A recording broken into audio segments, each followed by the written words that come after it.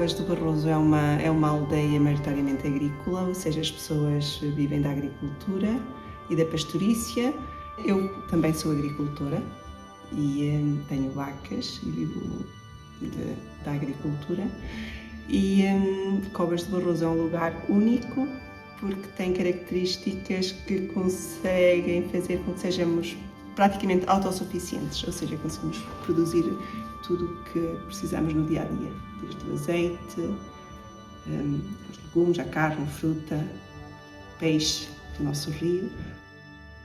Por isso acho que é uma riqueza muito grande termos o privilégio de viver assim num lugar em que temos ar puro, água limpa e muito verde.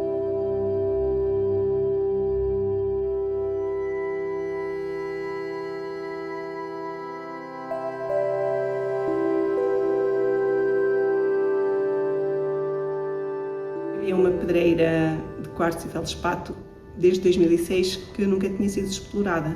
Em maio de 2017 começou a haver movimentações no monte. Eu lembro-me de ter perguntado a uma das funcionárias o que é que andavam a fazer e ela disse: são só uns trabalhos. Nós aqui o verão é de muito trabalho, porque nós somos tipo formiga, recolhemos no verão para o inverno. Então as pessoas estão mais concentradas nas suas tarefas e não dão tanta atenção. E passado um mês a Catarina liga-me de Londres a perguntar-me o que é que se passa em Covas. Quando ela me diz isso, eu perguntei: não se passa nada, muito calor e muito trabalho. E ela disse: então, mas está aqui, li aqui que a maior mina a céu aberto é em Covas do Barroso. Eu nem sabia o que era lítio tão pouco, confesso. Quando ela começou a descrever o processo ou seja, que neste momento nós tínhamos uma pedreira, mas que a seguir não era uma pedreira, mas que era uma lavaria, e a dimensão foi um choque, foi assustador. Isso é impossível, não pode ser. Isto não é possível. Como é que estão a fazer uma coisa destas sem nós sequer termos conhecimento? Eu sabia que havia interesse na mineração de lítio já há algum tempo.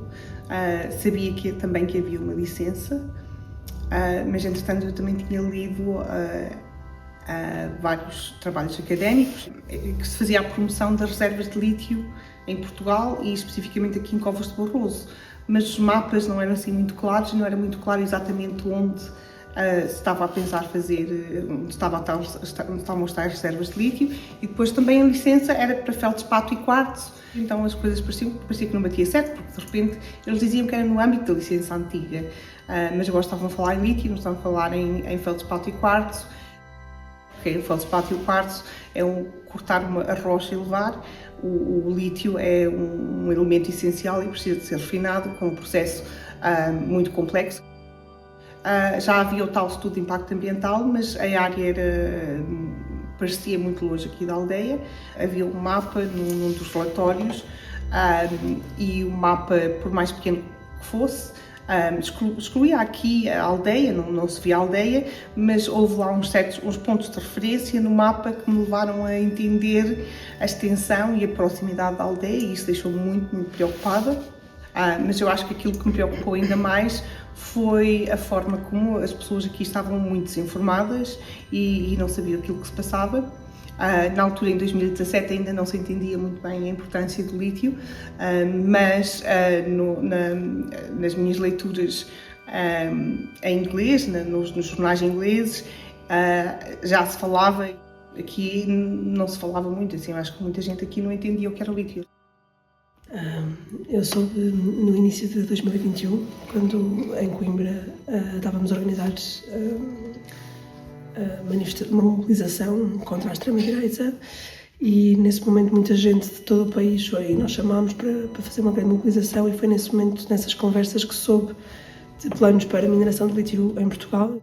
E nesse ano, em maio, Portugal estava com a presidência do Conselho Europeu e organizou uma conferência intitulada Green Mining, em que convidou, na verdade, representantes das empresas e de lobbies de baterias e todos os secretários de Estado da Energia dos Estados-membros da União Europeia, e as comunidades foram excluídas de participar nessa conferência. Então organizaram uma manifestação à frente do CCB e foi a primeira vez que vi, não só o movimento aqui de Covas do Barroso, mas também de Montalegre, e também na altura ainda da Serra da Arga e de outras comunidades do norte de Portugal.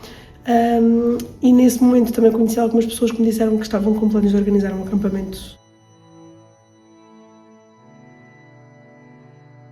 Vim a primeira vez a Covas em agosto de 2021 e apaixonei-me aqui pela aldeia, pelas pessoas, por esta beleza, por esta alegria também, este acolhimento. E voltei cá nessa altura e noutros meses também, enfim, fiquei bastante ligada. E quando comecei o doutoramento em fevereiro de 2022, perguntei aos meus orientadores se podia reorientar o estudo, porque de facto queria estar mais presente e queria estar mais envolvida, e acabei a fazer também a minha investigação sobre o que está a passar aqui em Covas.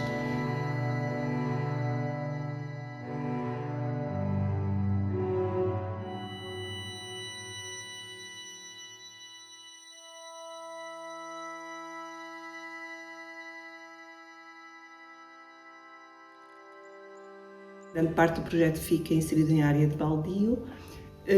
O baldio, neste momento, é toda a floresta que está à volta de Covas, da aldeia, que são cerca de 2.000 hectares. O baldio que está ameaçado, mas acima de tudo é a comunidade que está ameaçada. E a comunidade somos nós, porque não há baldio se não houver comunidade. Nenhuma decisão sobre o baldio é tomada sem ser em Assembleia de Compartes e mediante a vontade da população que vive em Covas. E também a nível económico tem um peso muito grande, de pastoreio, recolha de lenha, matos, a questão da pesca é porque fica inserido dentro do baldio, e a caça, os cogumelos são coisas muito pequenas, mas que são muito importantes para a comunidade e que têm um peso histórico muito grande e que as pessoas dão um grande apreço. Também é importante porque, além de ser uma fonte de rendimento para a comunidade, também é através do baldio que nós conseguimos dar trabalho, gerar emprego na freguesia, na aldeia. O livro diz uma frase que faz todo sentido, que é: o baldio não discrimina o rico do pobre, ou seja, os direitos são iguais para todos. Isso é muito importante. É uma terra que todos temos direito e que durante gerações foi o sustento de muitas famílias. Por isso acho que faz todo sentido continuar a preservar e a ter um baldio, porque além de ser uma riqueza económica, é também uma questão de património, uma questão de afeto, e as pessoas têm uma ligação muito forte com isso, com o baldio.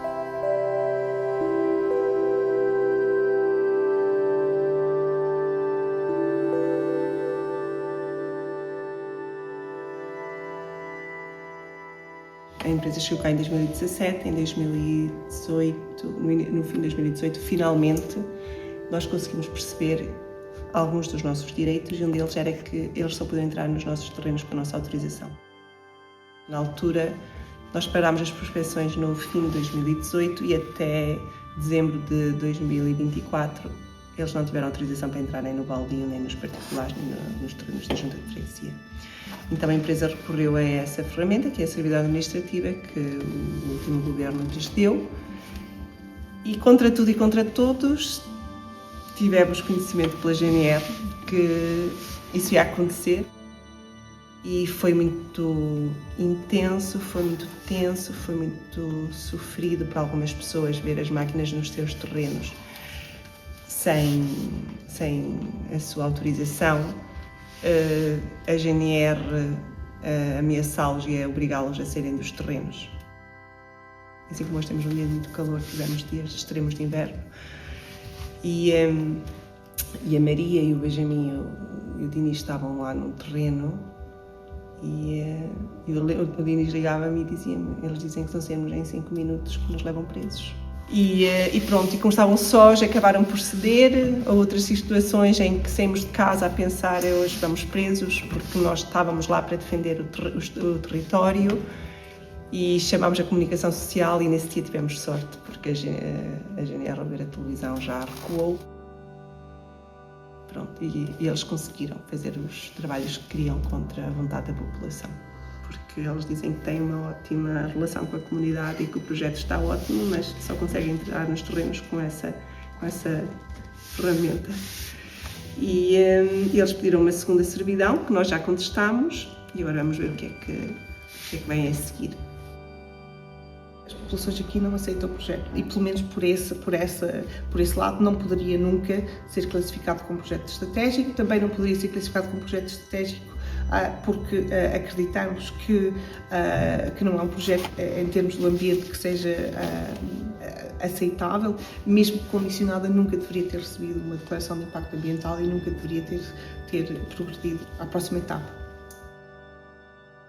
Esta classificação não foi feita de forma justa, nós não sabemos que informações é que foram usadas, se os critérios que tinham sido definidos foram ou não respeitados e, portanto, a União Europeia também irá ser desafiada. Já fizemos um Request for Internal Review dessa classificação, vamos ficar à espera e depois, mediante a resposta que recebermos, poderemos recorrer ao Tribunal Europeu dos Direitos Humanos. Eu acho que as políticas europeias precisam de ser redefinidas, não é? E se estamos a falar numa crise, não pode ser business as usual, as coisas têm que mudar, o consumo tem que mudar. É uma transição feita para as companhias de mineração, feita para a indústria automóvel, não é feito para o futuro do planeta, não é feito para nós, não é feito para o futuro das comunidades.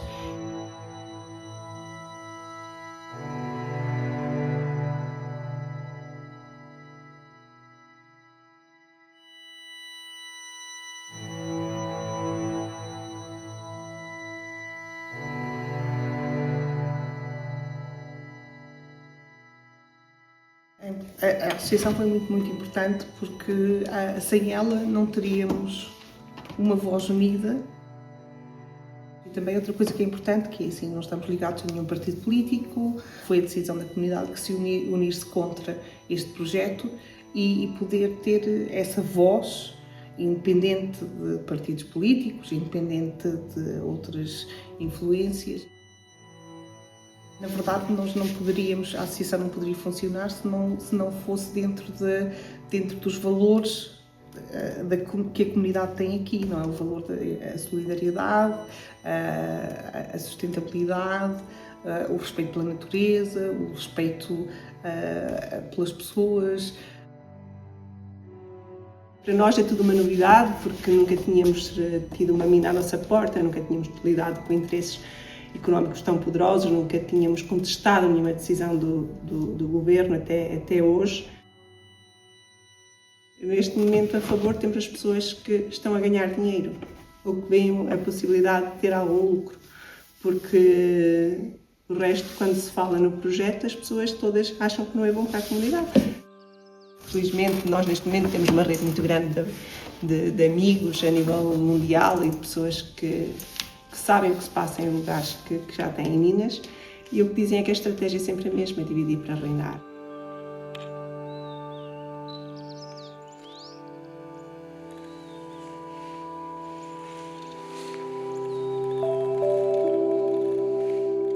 Quando descobrimos que o projeto ia acontecer aqui, a primeira coisa que perguntámos foi: mas porquê nós? Porquê que nos vão sacrificar a nós? E depois, à medida que fomos entendendo o projeto, a pergunta que perguntámos é: para quê? Porque dizemos cá também que quem não poupa terra e lenha não poupa coisa que tenha. A exploração não faz sentido, porque é baseada num critério de business as usual. Tudo continua como está, continuamos a consumir da mesma forma. Isso vai contra os valores que a comunidade tem. E quando nós vamos ver as estimativas de procura de lítio, elas respondem, na verdade, a vontades que sustêm indústrias como a indústria automóvel, ou a indústria mineira, ou a indústria do armamento. Isto significa que quando a União Europeia diz que precisamos de 60 vezes mais lítio até 2050 e diz que isto é altamente urgente, é porque o que está a pensar é, neste caso, substituir a frota de automóveis por automóveis elétricos. Se a equação fosse ok, vamos aqui apostar na ferrovia, nos transportes públicos, vamos reduzir no armamento, vamos reduzir em indústrias como a fast fashion, vamos reduzir, vamos acabar com a obsolescência programada, vamos construir coisas que sejam feitas para durar, vamos reciclar os materiais e minerais que já temos. Se o início da equação fosse este, obviamente a necessidade de lítio iria reduzir drasticamente, e há imensos estudos feitos também sobre isso mesmo. Se calhar podemos redefinir as nossas necessidades e redefinir as nossas prioridades, e se calhar a necessidade podia ser: ok, vamos manter daqui até 2050 e para sempre os nossos rios limpos, as nossas florestas vivas, as nossas comunidades com pessoas, e se essa for a prioridade e se essa for a necessidade, então o início da equação vai ser completamente diferente. Eu acho que é sem dúvida muito importante fazer uma transição, que eu não gosto de dizer que é transição, acho que é transformação e que vai muito, muito além de só mudar a fonte de energia ou mudar uma componente de armazenamento de energia. Ela tem de facto ser uma transformação holística e integrada da forma como nos movimentamos, da forma como do que comemos, de onde é que vem aquilo que comemos, aquilo que vestimos, de onde é que vem, como é que nos relacionamos uns com os outros. E acho que em territórios como em Covas podemos aprender com estas comunidades sobre outras formas de facto nos relacionarmos com o meio envolvente, que não seja só esta infindável marcha de extrair mais para produzir mais, para termos novos carros, novos telemóveis, novas roupas, novos, sempre mais.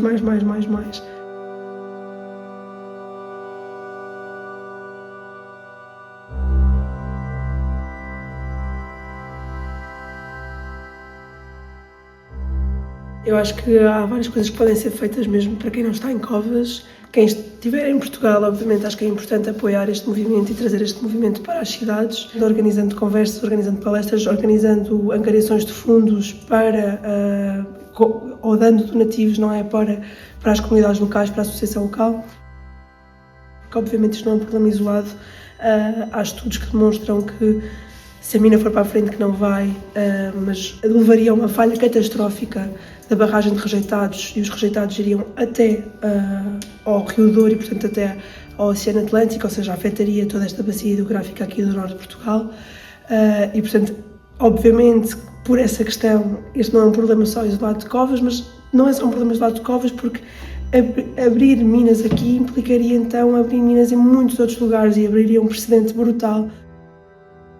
E depois algo muito importante é mesmo batalharmos sempre nesta narrativa política de que nos querem vender, de que o mundo tem que ser assim e a transição tem que ser assim. Porque não tem que ser assim. E há muitas outras formas de ser e há muitas outras formas de viver, e não temos que repetir exatamente os mesmos erros, os mesmos padrões, não é, de consumo, de produção, de vivência. E então é importante mostrarmos que pode ser de outra forma. E o não à mina é também isso, é também dizer que as coisas podem ser de outra forma. O futuro não tem que ser mais minas em todo o lado.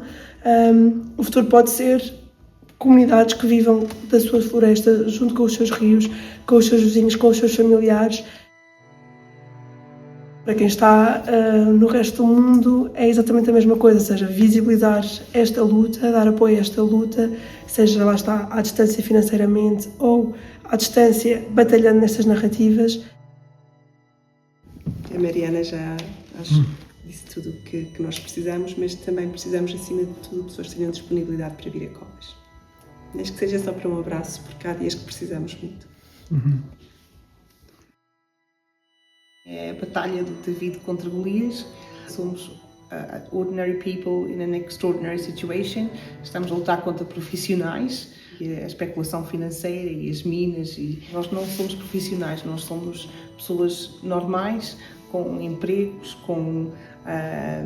que não sabemos nada ou não sabíamos nada sobre minas, que vamos aprendendo ao pouco e pouco, e assim que enfrentamos estas dificuldades, enfrentamos inventamos propaganda. É muito difícil às vezes nós passarmos a mensagem lá para fora e é muito difícil para nós mostrar a realidade dos factos, porque estamos aqui, somos poucos e estamos a lutar contra todas estas coisas, e portanto é muito importante que outras pessoas venham cá ver e nos ajudem a passar a mensagem lá para fora daquilo que se está a passar e nos ajudem a combater essa narrativa e essa incursão, essa intrusão, pronto, essa repressão de que nós sofremos aqui, porque nos afeta muitíssimo.